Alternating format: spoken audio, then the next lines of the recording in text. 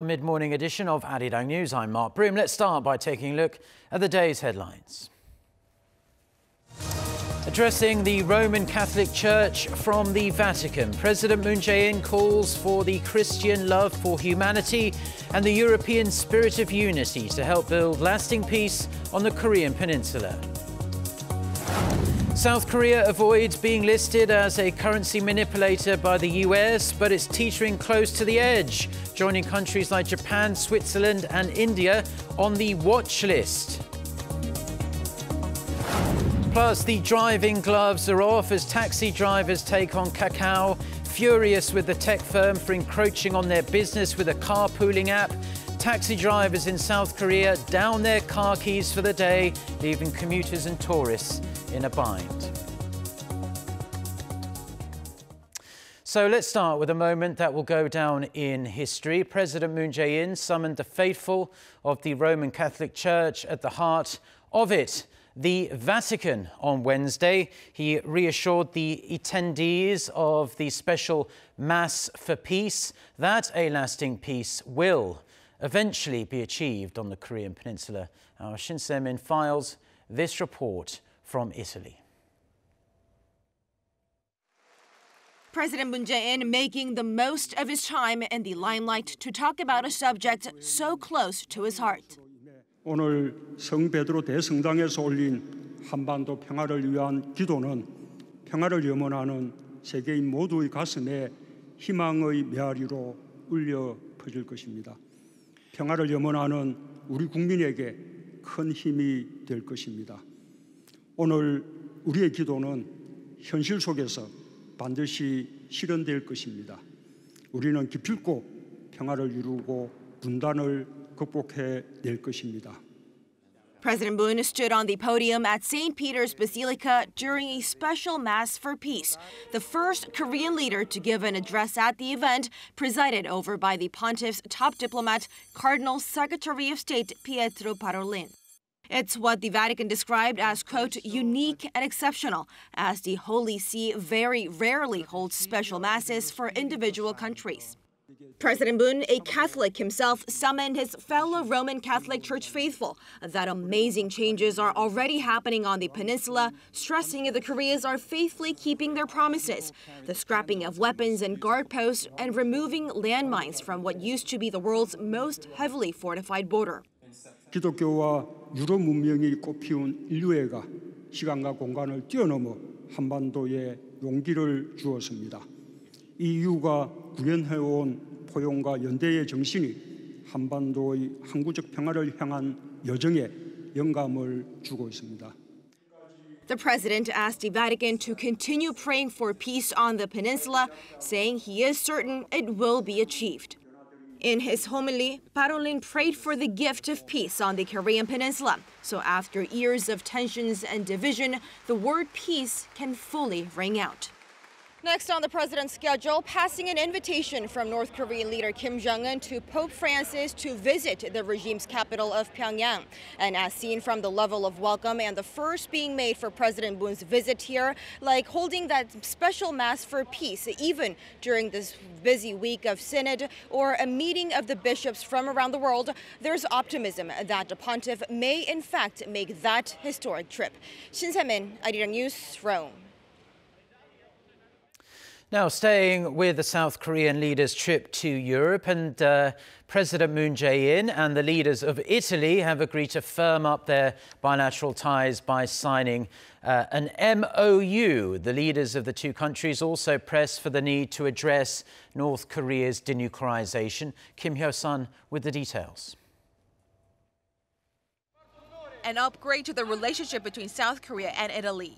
During his stay in Rome, the South Korean leader inked 3 new agreements with Italy on cooperation in defense, air services, and trade. President Moon Jae-in, holding back-to-back meetings with the president and the prime minister of Italy, worked on establishing stronger ties between the two countries. South Korea's presidential office says the leaders agreed to expand the level of their ties to a strategic partnership while discussing ways to increase their cooperation in political and defense sectors, trade and investments, and science technology. Under the Memorandum of Understanding, the two countries agreed to hold a biannual strategic meeting where they will discuss ways to boost cooperation in the areas of industry, energy, and trade promotion. And the air service agreement calls for joint efforts to up the number of flyers and cargo flights between Seoul and Rome as a way to promote trade and people-to-people exchanges. The agreement for defense ties was not released immediately, with the Blue House explaining it will be made public after the two sides complete their internal reviews. President Moon also urged Italian leaders to support his country's efforts to denuclearize the Korean Peninsula and brief them on his 3 summits with North Korea's Kim Jong-un. The Italian Prime Minister expressed his full support for President Moon's diplomatic initiatives on North Korea, adding that denuclearization must be done in a verifiable and irreversible manner. Kim Yo-san, Arirang News. So we have some news just coming in. The Bank of Korea has kept its benchmark interest rate unchanged at 1.5% for October. This at the central bank's penultimate meeting of 2018. The BOK has opted to stand pat yet again after raising its key rate by 0.25 percentage point last November. We will have more details on this story during our next newscast at noon Korea time. The US Treasury Department says none of its major trading partners meet its criteria to be designated as currency manipulators, but Washington included South Korea among the nations on its watch list. Now, the main focus for the Treasury Department has been China, which President Trump has criticized for weakening the yuan, helping Chinese exporters, and lessening the impact of tariffs. US officials have raised concerns over the recent depreciation of China's currency amid the escalating trade tensions between the two economic superpowers. Joining South Korea on the watch list are Germany, Japan, Switzerland, and India. The US Senate has summoned top executives from the US units of Hyundai Motor and Kia Motors to testify at a hearing on reports of engine fires involving Korean automobiles. Reuters reports that the Senate Commerce Committee's request for the November 14th hearing comes as over 100 fire complaints have been filed with the Center for Auto Safety since mid-June that led to the recall of nearly 3 million vehicles. The committee explained the hearing also aims to examine ways to mitigate engine fires and promptly responded to defects that may lead to vehicle fires. The latest World Population Report is out, and as usual, it makes interesting reading. It shows South Korea is the 27th most populous nation in the world. Unfortunately, South Korea's chronic issue of its ultra low birth rate continues to stick up in these figures like a sore and unwanted thumb. Jae-in with more. The State of the World Population Report, an annual report by the UN Population Fund, was released on Wednesday, showing South Korea ranks 27th in terms of population with over 51 million people. South Korea's population is equivalent to 0.67% of the world population, which the report estimates at 7.7 billion people. The report also says North Korea is ranked 52nd with over 25 million people. If combined with South Korea's population, the overall Korean population would be 20th in the world. China topped the list with over 1.4 billion people, while India was ranked second with 1.3 billion, followed by the United States with over 326 million. One of the biggest concerns facing South Korea is its ultra-low birth rate. According to the latest report, South Korea's birth rate stood at 0.4%, similar to last year, some 3 times lower than the global average of 1.2%. With the low birth rate comes worries over the rapid aging population. South Korea was alongside Japan, Italy, Germany, and Portugal, with just 13% of their population in the 0 to 14 age range. The report added that 14% of South Korean population is in the 65 or over range, which is 50th in the world. With just 1.3 births per couple, South Korea is among the lowest at 191st, with just Portugal and Moldova below them. 이승재, Arirang News.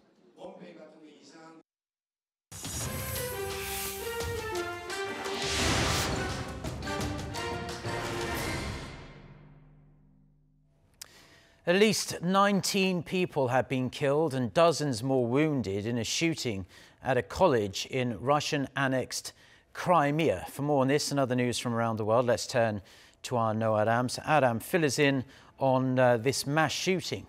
Well, Mark, a student identified as 18-year-old Vladislav Vozliakov went through the college in the city of Kerch on Wednesday carrying a firearm and then began shooting at fellow students. Officials said the fourth-year student later killed himself in the college library. His mother, a nurse, was helping to treat victims at a local hospital after the shootings, yet unaware that her son was accused of the rampage and was already dead. Officials also said an explosive device had detonated in the dining area before the shooting, and investigators said they found a second device which they later disarmed.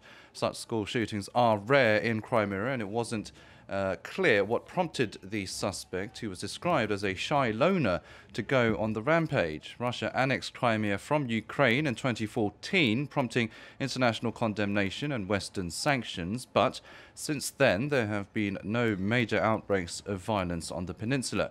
Russia's investigative committee had earlier described the incident as a terrorist act, but later reclassified the case as mass murder.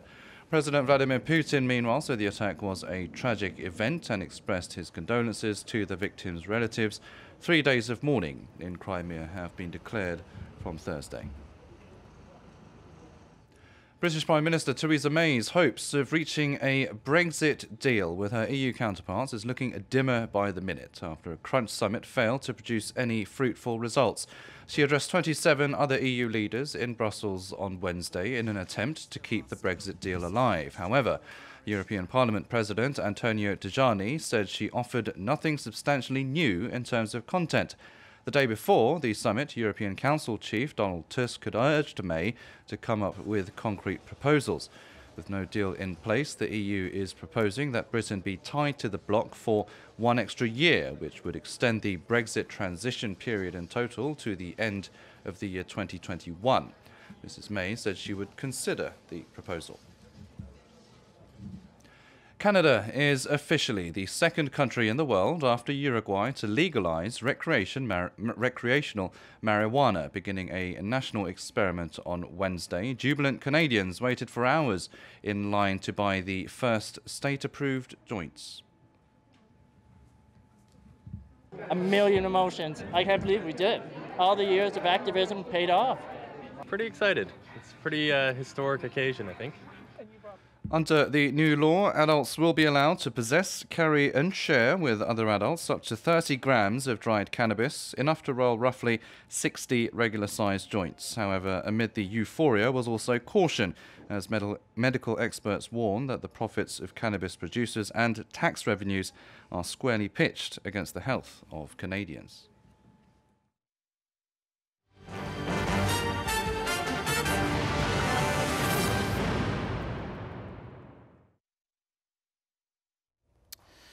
Now, back here in Korea, and tens of thousands of taxi drivers across the nation are on a 24-hour strike as of 4 a.m. Thursday to protest Kakao's planned launch of a carpool application, claiming it's going to have a significant impact on their livelihoods. Members of the Korea National Joint Conference of Taxi Association also say they will take part in a rally at Gwanghwamun Square in Seoul at 2 p.m. in around 4 hours from now. The strike is expected to cause traffic chaos in major cities, including Seoul, especially during rush hour. South Korea's Gimpo International Airport's domestic terminal has undergone an extensive facelift. It's now fully open and ready to wow passengers flying around the country. Our Lee Min-sun went to check it out and see what the transformation looks like. Gimpo International Airport has completed renovations on its domestic passenger terminal on Wednesday after almost a decade of work. The remodeling started in 2009 to improve the performance of the building and quickly respond to changing conditions like an increase in passenger numbers. The terminal stayed open while over $200 million of renovations were carried out. The baggage handling system has been upgraded, and there are 4 extra security checkpoints to process passengers more quickly. It's not just the exterior of the building that's been renovated. The internal facilities have also been upgraded for faster and more convenient use. To meet the growing demand for groups of passengers, the departure lounge has also been expanded. It's spacious and neat after the renovation. I think this space would be even better with some sculpture that can show Korean culture. The empty space near the waiting area on the first floor has turned into an atrium, allowing natural sunlight to flood in. While waiting for their flights, passengers can even come up to the rooftop observatory to watch airplanes taking off or landing. The airport has also increased the number of disabled restrooms from 8 to 37 and built 7 lounges for pregnant women. With the successful remodeling, the Ministry of Land and Transport pledged to further expand airport infrastructure and create policies to make airports safer and more pleasant to use. Lee Min-sun, Arirang News. Looks nice. So let's shift gears quite a bit now from airports to architecture, because when we walk by a beautiful or uniquely designed building or home, many of us, at least I am, are curious to see what the interior might look like. If you are like me, this next event will be right up your street, because through October 21st, a special festival is taking place right here in Seoul, which allows you to get a peek behind the keyhole. Hong Yi reports. People have gathered at a pre-arranged location where they're to meet with the architect of a private house, one that they have been granted access for a special project. The time for the tour finally arrives, and the architect walks the visitors through her house, explaining the details of the structure. The house is a modern version of Korea's traditional hanok, one that harmonizes up-to-date housing features against a traditional architectural framework, resulting in a fusion hanok that blends modernity and tradition into a comfortable home. The older versions of hanok were not efficient at blocking the drafts, especially during the cold seasons, mainly because of the type of wood used. However, the wood used in the more modern versions featured advanced insulating functions, standing out from its Joseon counterparts. Another feature is that bathrooms were brought indoors, adding to convenience. These 2 houses are among 79 structures that have been open to the public for the festival Open House Seoul. I hope those visiting the Open House Seoul no longer think of architecture as something unfamiliar, as something that has nothing to do with them. Instead, I want them to know that architecture has everything to do with how and where we live. This project, which first originated in London and spread to other major cities, was introduced in Seoul in 2014, becoming increasingly popular year after year. The structure is not just about the design, but also about how it came to be. By sharing their thoughts, architects are trying to help the people have a better understanding about the environment they live in. Hong Yu, Arirang News.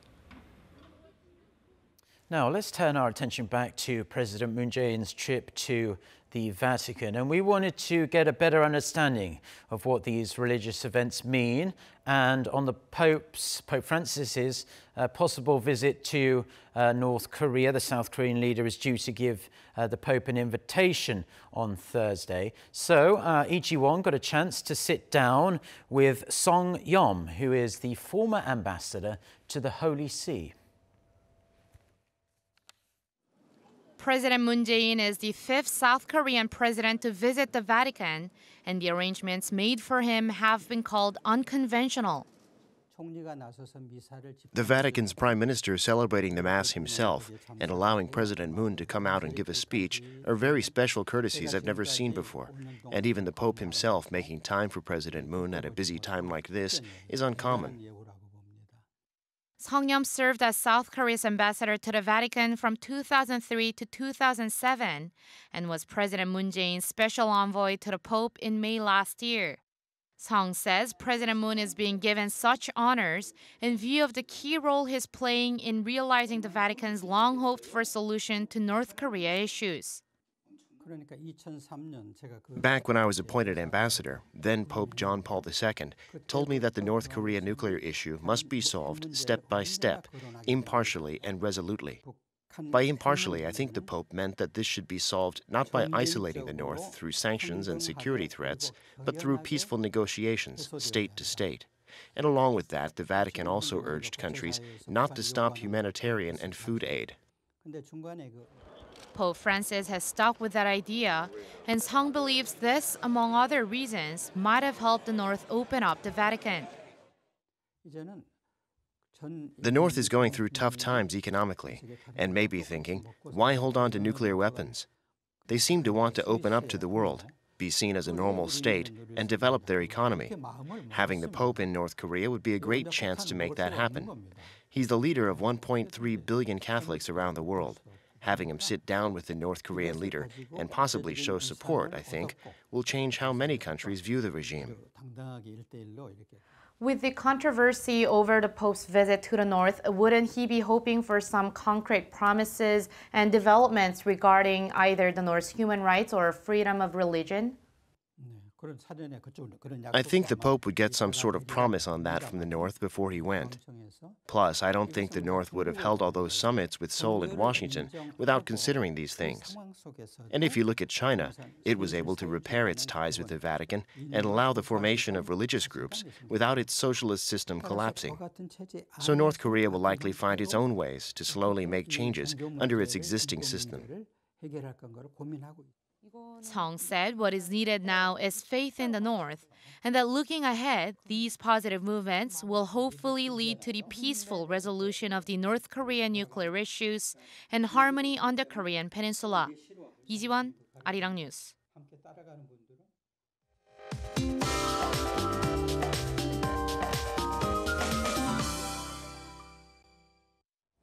Good morning. It will get cloudy as the day goes on, with some light showers bringing chilly conditions to the country.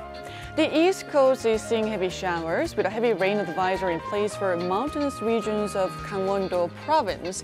And this rain could turn to snow due to the colder temperatures there. In fact, Seoraksan Mountain saw the first snow of the season this morning, which came 16 days earlier than the previous year. And inland regions, including here in the capital, will also see light showers in the afternoon. The rain will bring chillier air, so you'll need to dress warmer than yesterday, and it's going to feel colder than the actual temperatures. Highs will range between 17 and 20 degrees Celsius. Again, have a small umbrella handy and dress warm. Wide gaps in temperatures will persist. And many are coming down with the colds these days, so be sure to take good care of yourself. That's Korea for you, and here's international weather for viewers around the world.